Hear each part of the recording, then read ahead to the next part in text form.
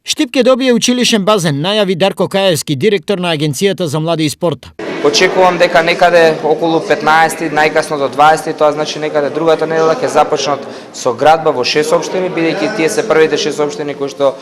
извадија дозвола за градба и секако остатокот од општините да продолжи до крајот на годината и следната година, што значи дека веќе започнуваме со градење во месец октомври и очекувам за многу брзо време да бидат изградени, бидејќи тие се мали училишни базени кои што ќе бидат за намена на учениците, но и секако на сите рекреативци и љубители на пливањето.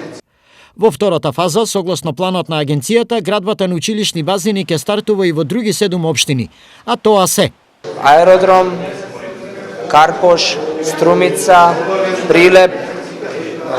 Велес, Гостивар да бидат